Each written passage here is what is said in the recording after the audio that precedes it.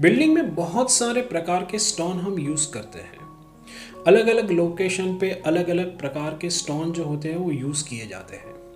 सब स्टोन का प्रॉपर्टीज़ जो होता है वो अलग अलग रहता है। क्लासिफिकेशन हमने लास्ट वीडियो में देखा, जिसमें हमने जियोलॉजिकल क्लासिफिकेशन देखा, फिजिकल क्लासिफिकेशन देखा और केमिकल क्लासिफिकेशन देखा।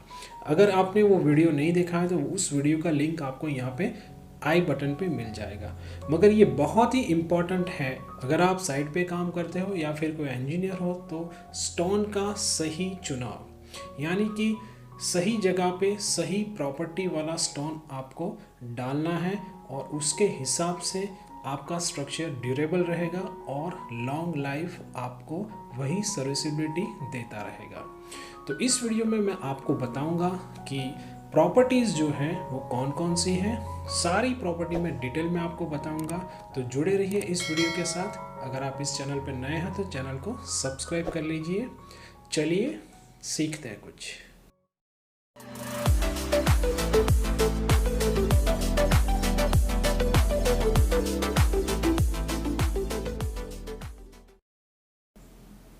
तो चलिए देखते हैं प्रॉपर्टीज़ ऑफ स्टोन।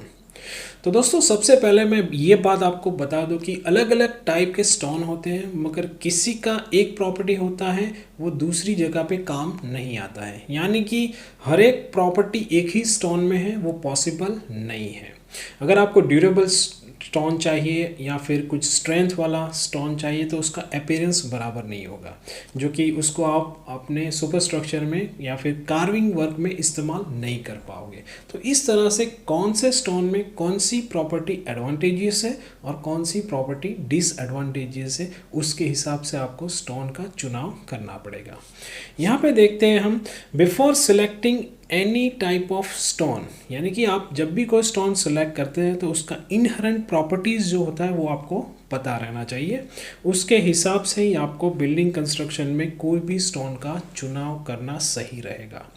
अगर आप प्रॉपर्टी नहीं जानते हैं और किसी जगह पे आपने कोई स्टोन लगा दिया मगर उसका परफॉर्मेंस बराबर नहीं है तो वो आपको ड्यूरेबल स्ट्रक्चर नहीं दे सकता। तो चलिए अब बात करते हैं प्रॉपर्टीज़ के बारे में। सबसे पहली प्रॉपर्टीज़ है स्ट्रक्चर। तो स्टोन का स्ट्रक्चर बहुत ही इम्पोर्टेंट है। स्ट्रक्चर आपको स्ट्रेटिफाइड फॉर्म में मिलेगा या फिर अनस्ट्रेटिफाइड फॉर्म में मिलेगा। स्ट्रक्चर स्टोन जो होता है वो इजीली ड्रेस्ड हो सकता है और सुपर स्ट्रक्चर में आप इसको यूज़ कर सकते हैं, यानी कि अलग अलग साइज़ में उसको डाल सकते हैं और कार्विंग में भी उसको यूज़ कर सकते हैं। अनस्ट्रेटिफाइड स्टोन जो होता है वो hard and difficult to dress, तो उसको अगर हार्ड है, ड्रेस करना मुश्किल है, इतना कॉस्ट इफ़ेक्टिव नहीं है, तो उसको आपको फाउंडेशन में यूज़ करना चाहिए जिससे आपको बहुत सी अच्छी स्ट्रेंथ मिल सके। और फाउंडेशन में ऐसा ही स्टोन चाहिए जिसकी स्ट्रेंथ बहुत ही अच्छी हो। Not be dull in appearance, ठीक है। तो स्ट्रक्चर देख के आपको पता जाना चाहिए कि ये जो स्टोन है वो डल है अपीयरेंस में या फिर एकदम ब्राइट है। सो यूनिफॉर्मिटी ऑफ टेक्सचर भी एक चीज़ है जो स्ट्रक्चर देख के पता चल जाती है। ये भी एक इम्पॉर्टेंट प्रॉपर्टी है जिससे आपको पता चलता है कि वो कितना होमोजीनियस है या फिर कितना डेंस हो सकता है। सो स्ट्रक्चर आपको ये भी बताता है कि उसमें कैविटीज़ है कि नहीं, क्रैक्स फॉर्म हो चुके हैं कि नहीं हो चुके, पैचेस ऑफ लूज और सॉफ्ट मटेरियल है कि नहीं। और सेडिमेंट्री रॉक अगर आप देखें तो उसमें स्ट्रैटिफिकेशंस जो होता है वो विजिबल नहीं होता है। तो कुछ स्टोन ऐसे हैं जो आपको टेस्ट करने के बाद ही पता चलेगा कि इसमें ऐसे क्रैक्स फॉर्म हो चुके हैं, कोई वाइड्स है, गैप्स है कि नहीं है, ठीक है। तो स्ट्रक्चर जो है वो स्टोन के बारे में बहुत सारी जानकारी देता है, उसके हिसाब से स्टोन को चूज़ करने में बहुत सी आसानी रहती है। नेक्स्ट प्रॉपर्टी है टेक्सचर। यहाँ पे आपको एक देखेगा जो टेक्सचर है थोड़ा कोर्स मटेरियल्स का है, यहाँ पे उससे थोड़ा फाइन है और थर्ड में एकदम फाइन ग्रेन है। टेक्सचर में आपको देखने को मिलेगा fine grain and the coarse grain stones, ठीक है। तो अलग अलग टाइप के ग्रेन से उसका टेक्सचर बनता है या फॉर्मेशन होता है उसका। Homogeneous grain distribution look attractive, यहाँ पे आप थर्ड पिक्चर में देखोगे तो आपको लगेगा कि वो एकदम अट्रैक्टिव है फर्स्ट और सेकंड की कंपैरिजन में। तो टेक्सचर आपको उसका अपीयरेंस भी बताता है। Fine homogeneous grain stones are strong, durable and use for the carving. ठीक है, तो जो फाइन ग्रेन स्टोन यानी कि थर्ड पिक्चर में आपको दिख रहा है, अगर वो स्टोन आपके पास है तो आप उसको बहुत ही आसान तरीके से कार्विंग में यूज़ कर सकते हैं। मगर अगर फर्स्ट फिगर में आपको दिख रहा है वो नेचर का स्टोन है तो वो कार्विंग करते करते ब्रेक हो जाएगा, तो आप उसको यूज़ नहीं कर सकते। तो टेक्सचर से हमको पता चलता है कि कौन सा स्टोन कहाँ पे यूज़ करना आसान रहेगा। अब नंबर 3 पे है डेंसिटी। डेंसिटी जो होती है उससे पता चलता है कि आपका स्टोन जो है वो कितना डेंसर है। यहाँ पे है डेंसर स्टोन्स आर स्ट्रॉन्गर, यानी कि डेंसर कॉम्पैक्टेड ग्रेन्स जिसमें होंगे वो स्टोन होगा वो स्ट्रॉन्गर होगा और उसका स्ट्रेंथ भी ज़्यादा होगा। और जो लाइट वेट स्टोन होते हैं वो वीक स्टोन होते हैं, यानी कि उसमें वॉइड्स भी ज़्यादा होते हैं, तो उसके हिसाब से वो कोई भी इम्पैक्ट लोड लगेगा या किसी भी टाइप का अगर क्रशिंग लोड लगेगा तो वो ब्रेक हो जाएंगे। तो जिस स्टोन का डेंसिटी ज़्यादा है वो स्टोन आपको फाउंडेशन जैसी जगह पे लगाना चाहिए। So stones with specific gravity less than 2.4 are considered unsuitable for the building. So जिसका स्पेसिफिक ग्रेविटी 2.4 से लेस है वो स्टोन को आपको यूज़ नहीं करना चाहिए बिल्डिंग के कोई भी काम के लिए। तो ये है डेंसिटी प्रॉपर्टी ऑफ स्टोन, जिससे आपको पता चलता है कि कौन सा स्टोन स्ट्रॉन्गर है और कौन सा वीकर है। नंबर 4 पे है अपीयरेंस। अपीयरेंस भी एक बहुत ही इंपॉर्टेंट प्रॉपर्टी है। Uniform and attractive colour is durable. पहली चीज़ ये है, अगर कलर एकदम से यूनिफॉर्म है पूरा और उसका जो अट्रैक्टिव यानी कि उसका जो अपीयरेंस है वो आपको पहली नज़र में देखने से ही अच्छा लगे, तो समझ लेना कि वो जो स्टोन है वो ड्यूरेबल है। अगर ग्रेन्स आर कॉम्पैक्ट यानी कि ग्रेन्स जो है वो एकदम कॉम्पैक्ट हैं, छोटे छोटे ग्रेन्स से आपका स्टोन बना हुआ है, तो अपीयरेंस भी ऐसी प्रॉपर्टी है जो आपके स्टोन को चूज़ करने में बहुत ही मददरूप होती है। जैसे कि मार्बल है और ग्रेनाइट है।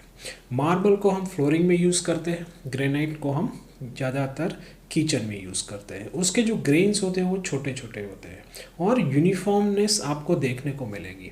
तो जहाँ पे यूनिफॉर्म है और उसका जो लुक है वो आपको अच्छा लगता है, यानी कि जो अपीयरेंस है उसके हिसाब से भी आप देख के बता सकते हो कि ये जो स्टोन है वो कितना अच्छा है, या फिर उसका जो अपीयरेंस है या फिर अपीयरेंस के हिसाब से उसकी जो स्ट्रेंथ है, उसका जो ग्रेन साइजेस है, उसका कॉम्पैक्टनेस है, या फिर उसका जो इतना डेंसिटी है, वो सब आप उससे बता सकते हो। Good appearance with compact grains stones are use for the face works in building, यानी कि बाहर की फेस आप देख लो या फिर फ्लोरिंग और किचन में भी, उसको भी हम फेस ही बोलेंगे, क्योंकि जहाँ पे आपका स्टोन दिखता है, जहाँ पे ग्रेन साइज कम है और उसका अपीयरेंस अच्छा है, ऐसे स्टोन को हम फेस वर्क में यूज़ करते हैं। जहाँ पे हमको सुपर स्ट्रक्चर में कुछ ऐसी जगह है जो लोग देख सके, ठीक है, तो आपका जो बिल्डिंग है वो अच्छा लगे, तो वहाँ पे हम अच्छा स्टोन ही यूज़ करेंगे। तो अपीयरेंस से भी बहुत सारी चीज़ें हमको पता चलती हैं। They should be free from clay holes, bands और स्पॉट्स ऑफ कलर्स। ओके, इन तीन चीज़ों से वो फ्री होना चाहिए। अगर कहीं पे भी ऐसा कोई छोटा मोटा होल्स है या फिर स्पॉट्स है तो वो स्टोन अच्छा नहीं दिखता है। नेक्स्ट प्रॉपर्टी है स्ट्रेंथ। बहुत ही इंपॉर्टेंट प्रॉपर्टी है, वेरी वेरी इंपॉर्टेंट प्रॉपर्टी, ठीक है। Compact grains and heavier stone the harder it is. जो मैंने पहले भी बताया आपको, ग्रेन्स अगर कॉम्पैक्ट है, छोटे हैं, स्टोन है उसका वेट ज़्यादा यानी कि हैवी है, तो वो स्टोन हार्डर स्टोन होगा। Due to non uniformity of the material usually a factor of safety of 10 is use to find the permissible stress in a stone. तो ये एक जनरलाइज थिंग है जिसको हम यूज़ करते हैं उसका परमिसिबल स्ट्रेस निकालने के लिए। एज पर इंडियन स्टैंडर्ड अगर हम देखें तो उसका जो मिनिमम क्रशिंग स्ट्रेंथ है वो 3.5 न्यूटन पर mm स्क्वायर होना चाहिए बिल्डिंग ब्लॉक के लिए। अगर इतना है तभी हम उसको यूज़ करेंगे, अगर इससे कम है तो हम उसको बिल्डिंग ब्लॉक यानी कि स्टोन की जगह पर हम उसको यूज़ नहीं करेंगे। Stones used in construction should be strong होना चाहिए, ड्यूरेबल भी होना चाहिए, और उसका जो डिसइंटीग्रेटिंग एक्शन ऑफ वेदर है वो भी एकदम से बराबर होना चाहिए। अगर वेदरिंग एक्शन भी उस पर लगता है तो वो इतना ड्यूरेबल नहीं रहता है।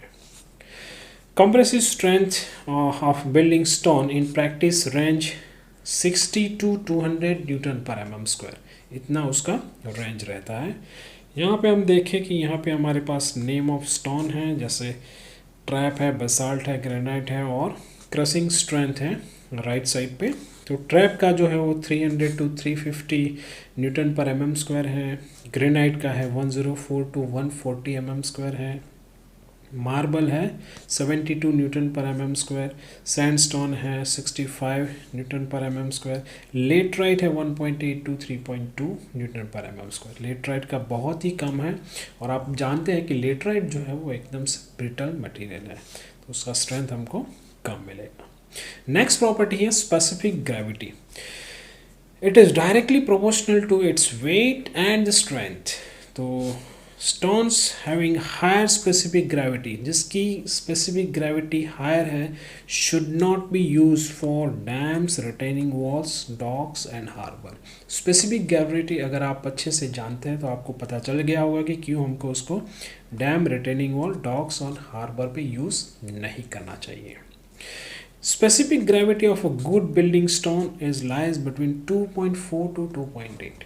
ठीक है, तो ये जो स्टोन आप यूज़ करते हो उसका specific gravity in between 2.4 to 2.8 होता है। नेक्स्ट प्रॉपर्टी है हार्डनेस। हार्डनेस एक बहुत ही इंपॉर्टेंट प्रॉपर्टी है, उससे आपको पता चलता है कि स्क्रैच रेजिस्टेंस स्टोन का कितना है। तो जहाँ पे आपका फ्लोर है, पेमेंट्स है, अप्रॉन्स ऑफ ब्रिजेस है, वियर्स ऑफ रिवर्स है, और ऐसे लोकेशन पे बहुत ही वियर एंड फ्रिक्शन आपको देखने को मिलेगा, जिससे अगर वियर और फ्रिक्शन रेजिस्टेंस स्टोन है तो ही वो स्टोन ड्यूरेबल रह सकता है। तो हार्डनेस का प्रॉपर्टी भी निकालना या फिर जानना बहुत ही ज़रूरी है, क्योंकि जिसका हार्डनेस कैपेसिटी अच्छा है वही स्टोन वहाँ पे यूज़ होना चाहिए। For road works coefficient of hardness should be at least 17। तो ये मेजरमेंट आप कर सकते हो और उसके हिसाब से आप स्टोन को सिलेक्ट कर सकते हो।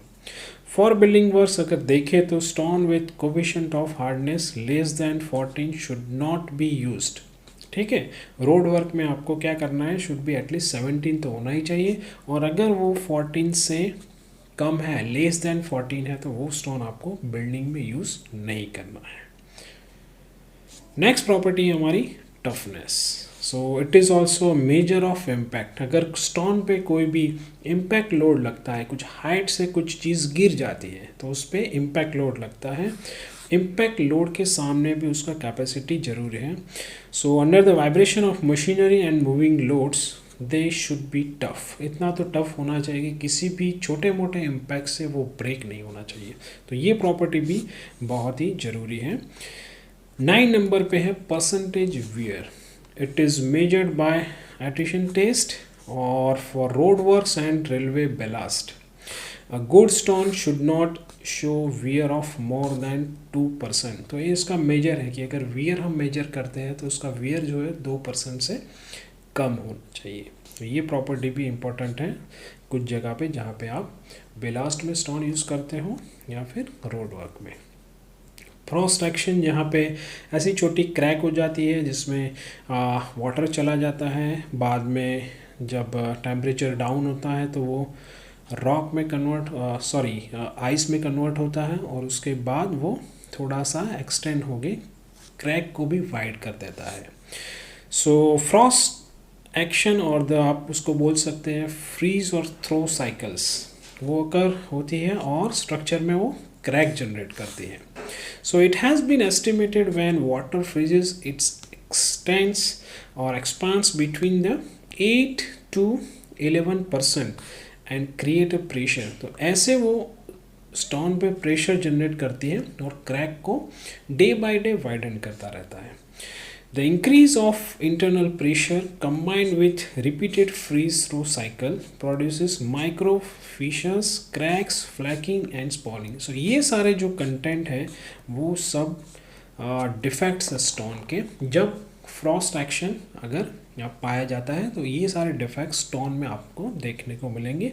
सो इसका भी आपको ध्यान रखना है कि उसका जो एक्सपांड हो वो इतना अगर हो जाता है तो वो स्टोन है वो क्रैक कर जाएगा। तो ये प्रॉपर्टी आपको ज़रूर से चेक करनी है कि उसमें कोई भी प्रकार का किसी भी प्रकार का या साइज़ का कोई क्रैक नहीं होना चाहिए। पोरोसिटी एब्सॉर्प्शन वो भी एक इम्पॉर्टेंट प्रॉपर्टी है। So all stones have pores and hand absorb water. कोई भी स्टोन आप ले लें उसमें थोड़े बहुत तो पोर्स रहेंगे ही। उस पोर्स में क्या होता है कि वो वाटर यानी कि मॉइस्चर एब्जॉर्ब करते हैं। So reaction of water with the material of stone causes a disintegration. उसके जो पार्टिकल्स होते हैं वो डिसइंटीग्रेट होना शुरू हो जाते हैं। तो आप एब्सॉर्प्शन टेस्ट करके निकाल सकते हैं और वो अगर आप 24 आवर्स के लिए करें तो उसको आपको उसका प्रॉपर्टी भी मिल जाएगा कि ये जो पर्टिकुलर स्टोन है वो कितना वाटर यानी कि मॉइस्चर एब्सॉर्ब कर सकता है। तो उसका भी पूरा एक लिमिट रहता है और विद इन लिमिट ही आपका स्टोन वाटर एब्सॉर्ब करना चाहिए।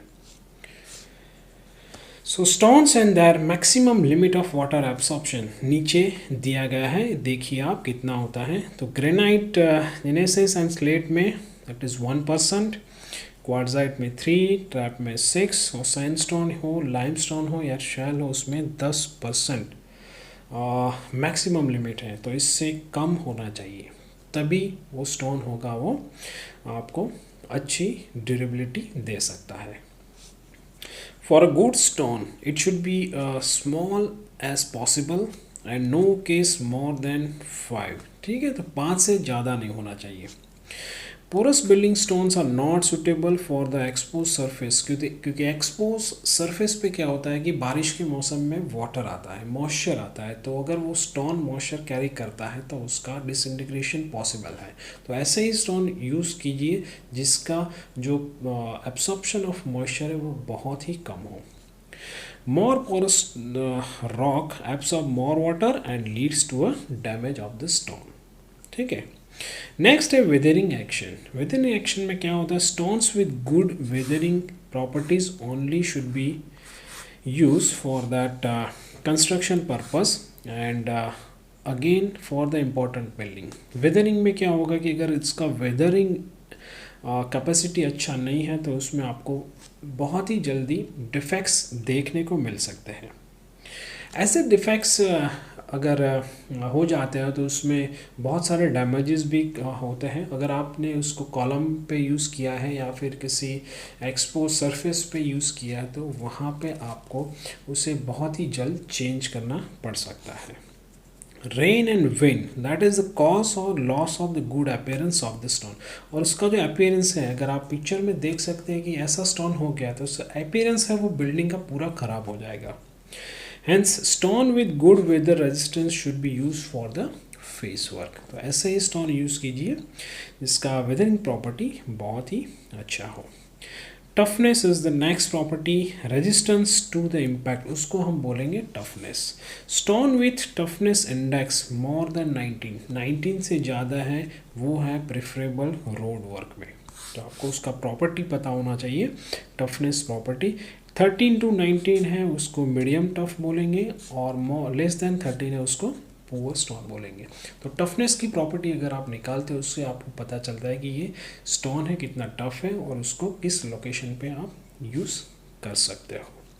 Next is resistance to fire, ये भी इम्पॉर्टेंट है। Sandstones and limestones resist fire better, right, up to 800 degree Celsius. अगर आप किसी किल में या फिर किसी ऐसे लोकेशन पे जहाँ पे आप कोई प्रोडक्शन कर रहे हो वहाँ पे बहुत सारी हीट जनरेट हो रही है तो आप ये स्टोन का यूज़ कर सकते हैं, वो फायर को अच्छी तरह से रेजिस्ट कर सकता है।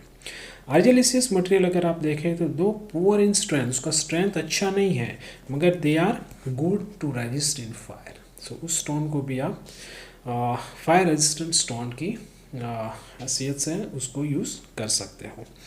Building stone should be free from the calcium carbonate, oxides of iron and minerals having different coefficient of thermal expansion, क्योंकि ये सारे जो केमिकल्स हैं या स्टोन के जो कंपोनेंट्स हैं वो आपको अवॉइड करने चाहिए, क्योंकि इसका जो थर्मल एक्सपांशन है वो अलग अलग है। तो ये मिनरल अगर एक्सपांड होते हैं तो वो फायर की वजह से क्या करते हैं, स्टोन में क्रैक जनरेट कर देते हैं। नेक्स्ट है resistance to the sunlight. So stones are used in exterior application and expose to direct sunlight they fade और चेंज द कलर। कोई भी अगर फसाड पे कोई स्टोन लगा है उस पर कंटिन्यूसली सनलाइट पड़ता रहता है तो क्या होगा, उसका कलर जो है वो चेंज हो जाएगा, यानी कि अपीयरेंस है वो ख़राब हो जाएगा। सो उसका ये प्रॉपर्टी भी बहुत ही अच्छा होना चाहिए, क्योंकि हमको लॉन्ग लास्टिंग स्ट्रक्चर को चलाना है तो स्ट्रक्चर का अपीयरेंस भी इतना ख़राब नहीं होना चाहिए। Dark colour stones and those that contain organic matter will generally fade to much lighter colour. ठीक है, तो this property is also important. The coral stone being of biogenic origin contains organic material that will be affected by ultraviolet exposure। तो इस type के stone को face पे कभी भी यूज़ नहीं करना चाहिए। नेक्स्ट है वर्केबिलिटी। डेफिनेटली वर्केबिलिटी अच्छी होनी चाहिए। सो आप उसको कटिंग, ड्रेसिंग, शेपिंग वो भी इकोनॉमिकल एंड इजी वे में कर सकते हो अगर उसका वर्केबिलिटी अच्छा है। तो अगर उसका वर्केबिलिटी यानी कि अगर कोई टफ स्टोन है, ठीक है, उसका एकदम से फॉर्मेशन वो डेंस है, तो आप उसको शेप नहीं कर सकते, ड्रेसिंग, कार्विंग में यूज़ नहीं कर सकते। अगर करना है तो मगर वो बहुत ही कॉस्टली हो जाएगा। सो वर्केबिलिटी भी उसका अच्छा होना चाहिए। नेक्स्ट प्रॉपर्टी है ईज इन ड्रेसिंग, यानी कि कोई भी मशीनरी में स्टोन यूज़ करना है या फिर बिल्डिंग में स्टोन यूज़ करना है तो उसको ड्रेस करना बहुत ही ज़रूरी है, क्योंकि हमको पर्टिकुलर साइज़ एंड शेप तो चाहिए। तो cost of dressing contributes to cost of stone machinery to great extent. अगर उसका ड्रेसिंग यानी कि वर्केबिलिटी इन ड्रेसिंग प्रॉपर नहीं है तो आपको बहुत ही महंगा पड़ सकता है। So dressing is easy in stones with lesser strength rather than the higher strength while selecting the stones for the building work. यानी कि अगर आप कोई बिल्डिंग वर्क के लिए स्टोन यूज़ कर रहे हैं, आपको ड्रेसिंग का बहुत सारा काम उसमें है, तो आपको थोड़ा सा लाइटर स्टोन जो है वो यूज़ करना चाहिए। इतना ज़्यादा स्ट्रॉन्ग स्टोन आप अगर यूज़ करेंगे तो आप उसमें कार्विंग भी नहीं कर पाएंगे या फिर अच्छे से ड्रेसिंग भी नहीं होगा। अगर होगा तो वो बहुत ही महंगा होगा। तो ये प्रॉपर्टी भी आपको बहुत ही इम्पोर्टेंट है। सीजनिंग है नेक्स्ट प्रॉपर्टी, यानी कि कॉरी शेप और मॉइस्चर। जब भी कॉरी से कोई स्टोन आता है तो उसमें मॉइस्चर छुपा रहता है, तो वो मॉइस्चर को दूर करना बहुत ही ज़रूरी है, जिससे उसका स्ट्रेंथ इम्प्रूव होता है। ठीक है, और इसी प्रोसेस को हम कहते हैं सीजनिंग। अगर सीजनिंग किया है अच्छे तरह से तो वो स्टोन में कोई भी मॉइस्चर नहीं है, अगर मॉइस्चर नहीं है तो वो स्टोन का स्ट्रेंथ अच्छा है। तो allow stone to the action of nature for 6 to 12 months, okay, and that is must for the laterite stone, क्योंकि इसमें मॉइस्चर कंटेंट बहुत ज़्यादा होता है। तो अगर 12 मंथ के लिए आपने उसको सीजनिंग किया है तो आपका स्टोन प्रॉपर्टी बहुत ही अच्छा है। तो डिपेंडिंग ऑन टाइप आपको इस प्रॉपर्टी से पता चलता है कि उसमें मॉइस्चर कंटेंट कितना है। तो ये सारी प्रॉपर्टी बहुत ही ज़रूरी है। इस प्रॉपर्टी से आप डिसाइड कर सकते हो कि कौन सी जगह पे कौन सी प्रॉपर्टी वाला स्टोन आपको यूज़ करना चाहिए। तो दोस्तों ये थी सारी जानकारी प्रॉपर्टीज़ ऑफ स्टोन, यानी कि स्टोन की प्रॉपर्टीज़ के बारे में। आशा करते हैं कि आपको ये वीडियो पसंद आई होगी। तो नेक्स्ट वीडियो में मिलते हैं, तब तक के लिए goodbye and take care.